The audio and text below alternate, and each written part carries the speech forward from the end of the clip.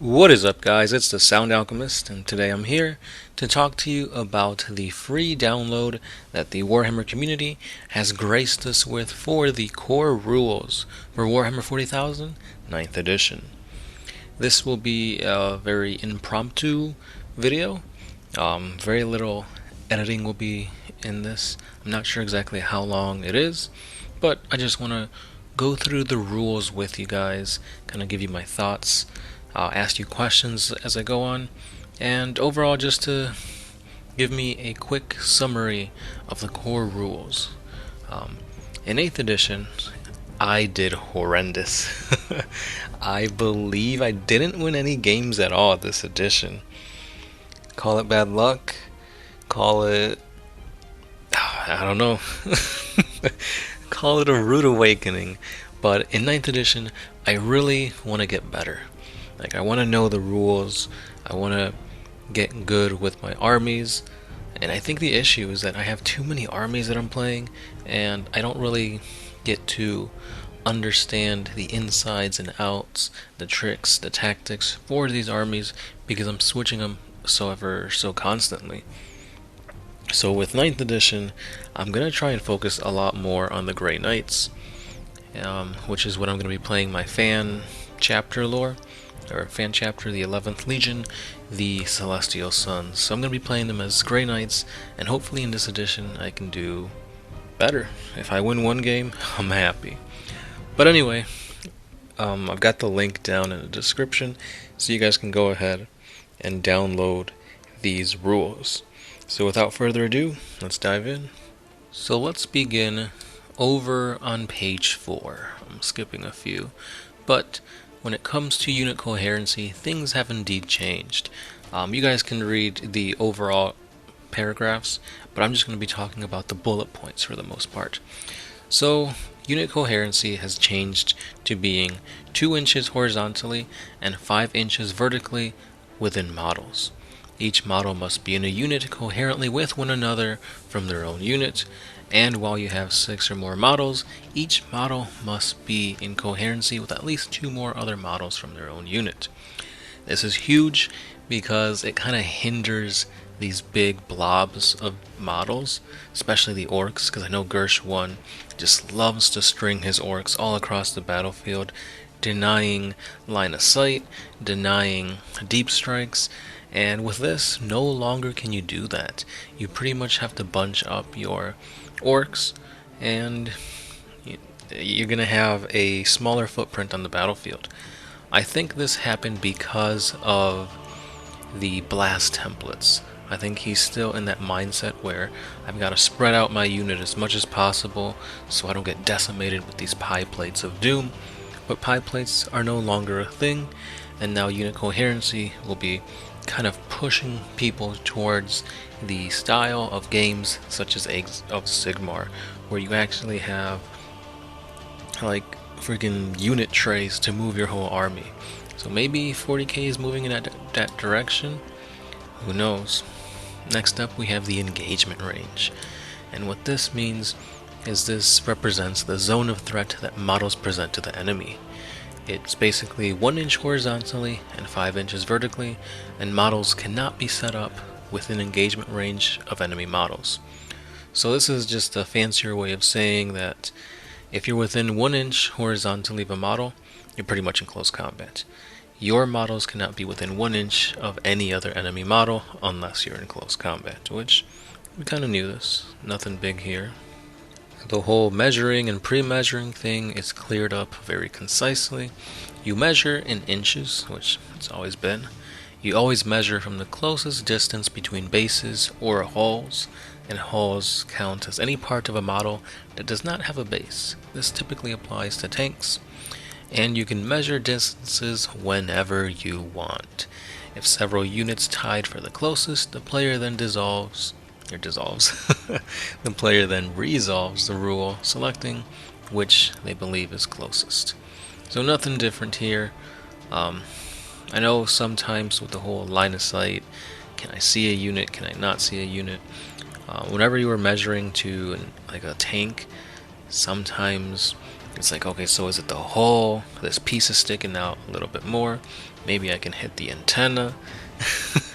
That's no longer the case. It's gotta be the hull. So, all you rules lawyers, this is gonna be a fun addition because the bullet points are for like the casuals, I feel. They're quick, concise, and to the point. If things don't make sense, then you kind of just make a house rule and continue on. But if you're really trying to be nitpicky, maybe you're playing tournaments, then that's when you gotta read between the lines, so to speak. A little cool thing that they decided to do for the data sheets of your models is that you have a full data sheet which looks pretty much how we expected it to look. It doesn't change much from 8th edition. They got a little picture of the model to help you. However, there is a condensed data sheet where they use symbols instead of words to basically just show you what the range is, the strength of the weapon, the toughness of the model, all that stuff. And the picture, instead of showing the entire model, it could just pick out key features. So for example, the one they have here, they're showing the bolter for the Outrider Marine, which is pretty cool in my opinion. It's going to take a little getting used to, especially trying to figure out what all these symbols mean.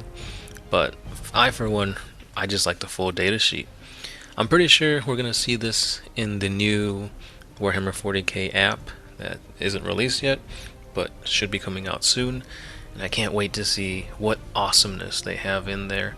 If it's anything like the Age of Sigmar app, it's alright.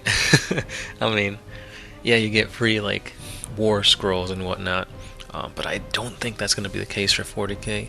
40K seems that maybe you have to purchase the codex online, and then you have access to it on the app. I'm not entirely sure. I'm pretty 100% certain that the core rules will be on the app for when you need them, but I'm not too sure how the data sheets are going to be, because I doubt they're just going to give your whole army like stats and everything for free.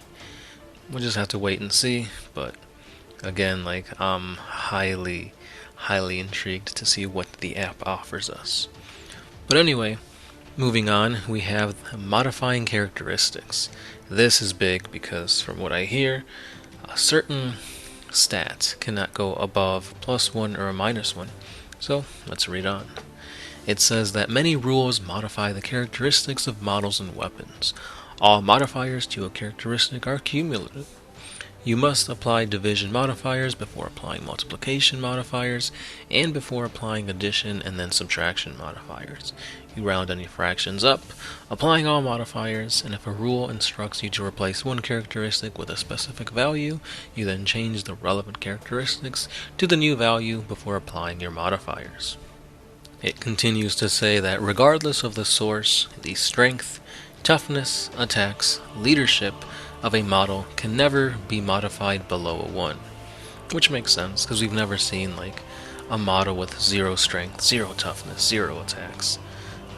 Unless it's like a bastion or something like that, because then like those don't have leadership value, because it's like a building. But anyway, it says that you may encounter a characteristic that is random instead of a number. For example, a move characteristic might be 2d6. When this happens, you simply roll the die and apply it. And of course, if you have a characteristic of dash, that can never be modified. So again, with the whole bastion thing, I'm pretty sure they have a dash for leadership. If there is an ability that increases leadership, it doesn't automatically give leadership to that bastion, it just stays at a dash. And now we come to the battle round. Things have changed a little bit here because now you start off with the command phase, which is where both players muster strategic resources and use tactical abilities. And then we go on to the movement phase, which is when your units maneuver across the battlefield, following up with the psychic phase, where psychers use powerful mental abilities. And then we have the shooting phase, units shoot. The charge phase, units may move into close combat. The fight phase, both players' units pile in and attack with melee weapons. And ending it, we have the morale phase, which has changed. And this is when you figure out the courage of your depleted units to see if they run or stay and fight. So during the command phase, is when, if your army is battleforged, you gain a command point. Lickety split. You don't gotta do anything, so that's really cool. On top of this, you get to resolve any rules that occur during the command phase, and then you progress to the movement phase. The movement phase, nothing really changes. You basically pick units in your army to move. When you move, you can make a normal move, an advance, or you just remain stationary. Units that are within engagement range of any enemy models can only either fall back or remain stationary. You then select another unit in your army to move and repeat the progress until you are done moving. Like I said, nothing changes here. Normal moves, you just move your models, whatever their movement is. Advance, you forgo shooting, you roll a d6, and that's how many more inches you move. Remaining stationary, self-explanatory. And then falling back. Units that fall back cannot charge. Units that fall back cannot shoot or manifest psychic powers unless they are titanic, which is obviously Titans. They don't really are affected by being stuck in combat and running away because they're that big of a threat that they ain't never scared. And when you fall back, you just move your movement phase. Or not your movement phase, you just move your movement speed. Once you're done moving, before moving to the psychic phase, you have reinforcements. Now, reinforcements are units that start the battle in a location other than the battlefield, aka Deep Strike. If you're playing Space Marines, they're probably in a teleportarium. If you're playing Tau, chances are they're in an Orca. So these are units that are not yet on the board. You set up your reinforcements one at a time as described by the rules that allow them to start the battle in these other locations. When they arrive via reinforcements, aka Deep Strike, units cannot make a normal move, advance, or fall back. They simply just stay stationary. Well, they don't count as being stationary, but they arrive wherever you put them. Generally, it's going to be 9 inches away from the enemy. And they always count as having moved this turn. So if you're a heavy weapon user and you just got down from Deep Strike, chances are you're going to hit at a -1. But there's a little caveat to that, because depending on what type of model you are, you may or not be affected by this negative modifier. Anyway, once all your reinforcements have been set up, you then progress to the psychic phase. Now, before we talk about the psychic phase, during the movement, you can move over terrain, as long as it's 1 inch or less in height. You can't move through terrain that's taller than that, but you can move up and down it. It's different if you're a flyer, because flyers can obviously move across any other models or terrain.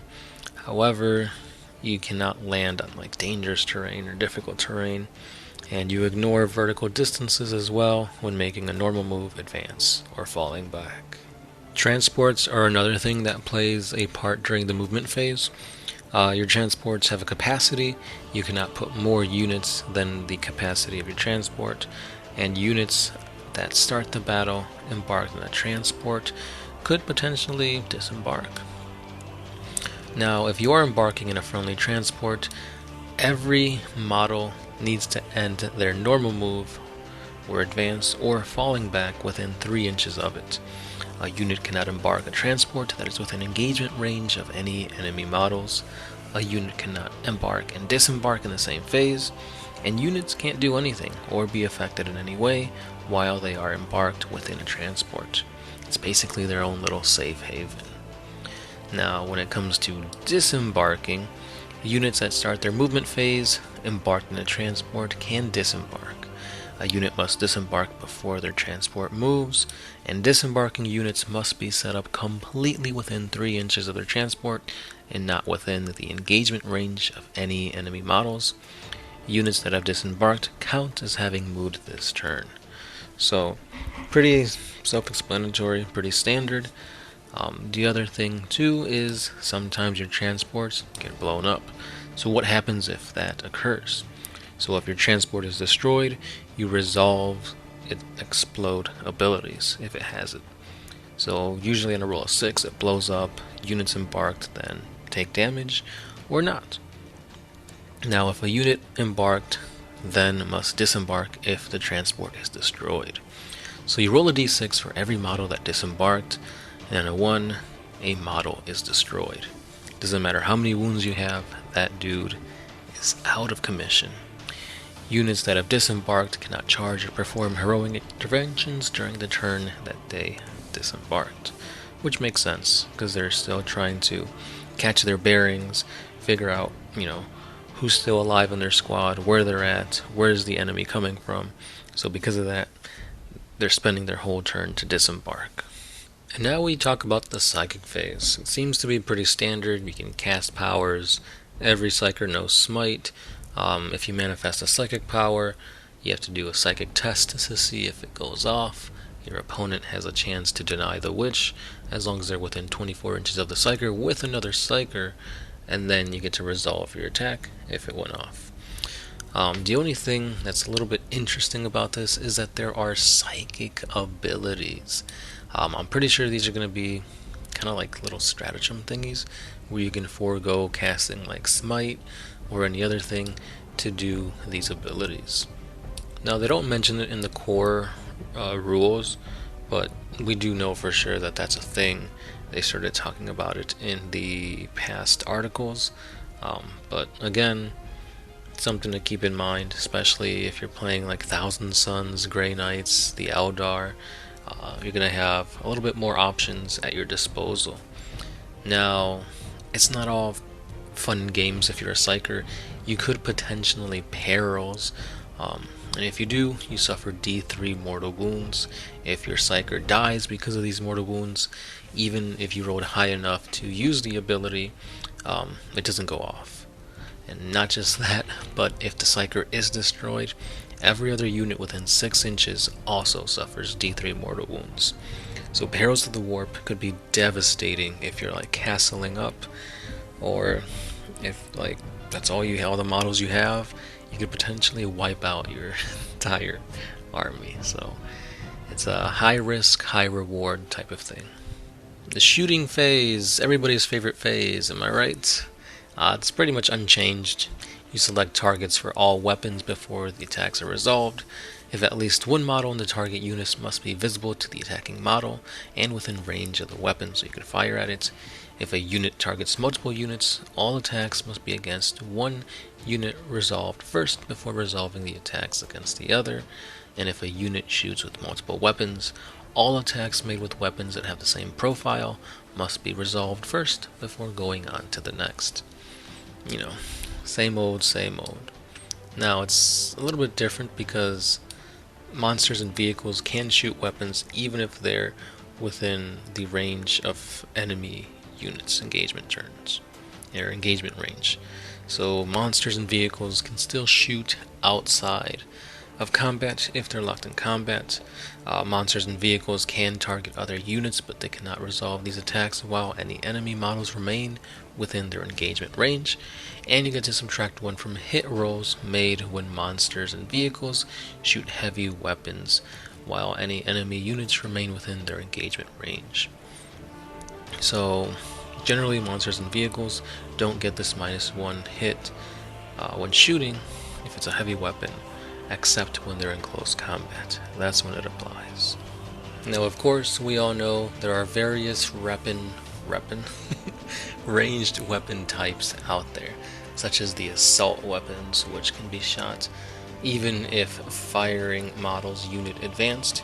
You do have to subtract 1 from the hit rolls if they advanced.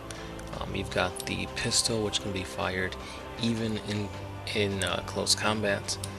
Doesn't change. You also have the heavy, which this is the one that changed. You subtract 1 from hit rolls if your firing model is an infantry and you moved. So if you're an infantry and you didn't move, this doesn't apply to you.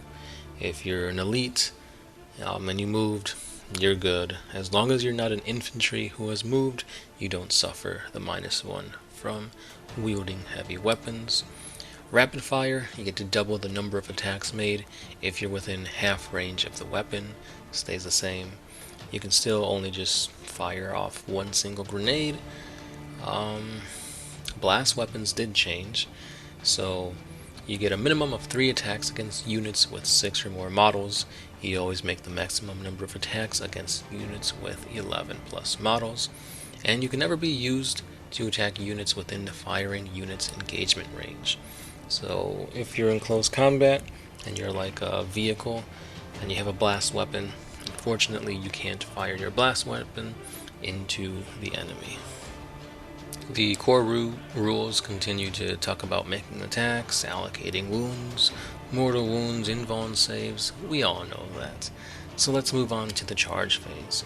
On the charge phase, you pick a unit from your army to charge with, you charge with the unit, you see if anybody else can charge, and you continue it, etc., etc. Once all your units have charged, then you then progress into the heroic intervention step. During the heroic intervention step, you select one character to perform the action. You cannot perform a heroic intervention if any enemy units are within engagement range. You must be enemy unit within 3 inches horizontal and 5 inches vertical to perform the heroic intervention. You then select another character unit to perform the heroic intervention until all your character units have performed it. Then you progress to the fight phase. Now generally before you get to the fight phase, depending on your army and your abilities, you can use a stratagem for a single command point to fire off Overwatch. Overwatch was taken from being just a core rule to a stratagem, so that's why they don't really cover it much here, but they do tell you that Overwatch is still a thing. It's just not going to be used as often. Overwatch, you declare which units are firing Overwatch at the enemy units, and then you roll, generally hitting on a 6. So once you're in the fight phase, you get to pile in. The thing though is figuring out when models fight. So a model can fight if it's an engagement range of an enemy unit. Duh. The thing is though that a model can fight if it is within half inches of another model from their own unit that is within half inches of an enemy unit. So I believe it was 1 inch before, or 2 inches? No, now you gotta be up close and personal, grill to grill, in order to fight in the engagement range, aka close combat. It's confusing because they change up words to mean the same thing as what we all know, but it's like, why even change it up? Just let it be. But yeah, I think that's probably the most crazy thing that they changed, the whole figuring out which models can attack and whatnot. Again, it really sucks if you're playing like hordes, because it's almost going to be impossible for your like 30 boy squad of orcs to each attack every single time, because you just have so many bodies.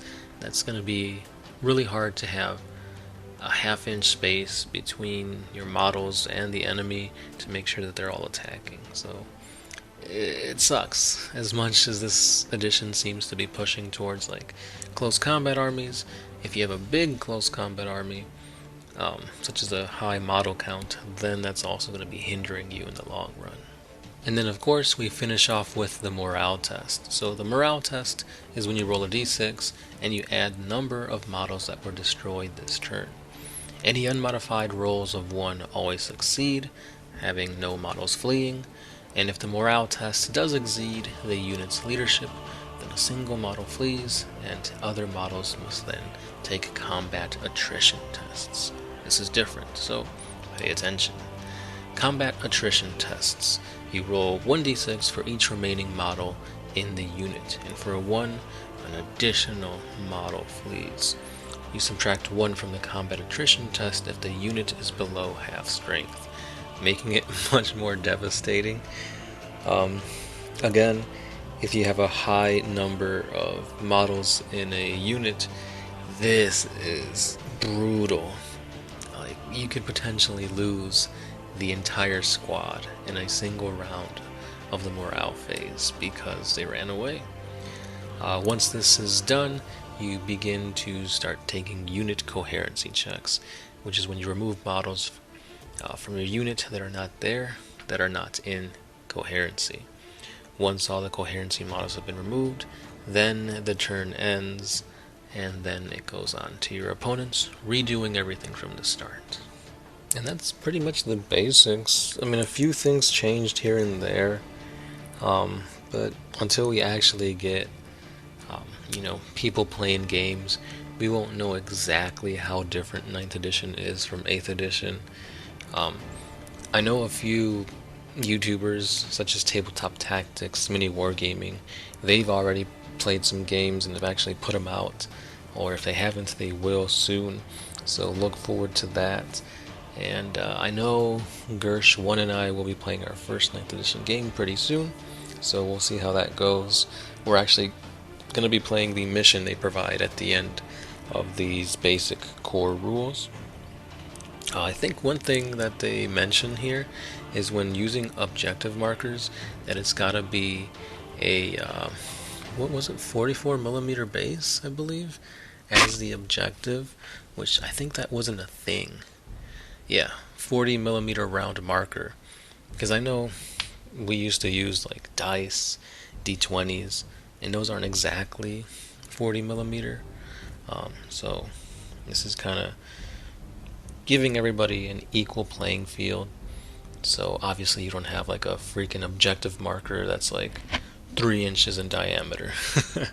No, it's a 40mm round marker. So yeah, I mean, thanks for sitting here. Hopefully you guys were painting while we were going over the core rules, and let me know what you guys think of 9th edition. Is this an edition that you feel is going forward in the way that 40k should be played, or is it going backwards, and why? If you've actually played a game, let me know how it went and which units really shine through. Again, guys, thanks for listening, thanks for watching. This is the Sound Alchemist, part of the Woodmine Syndicate, and I'll see you guys in the next one. Peace.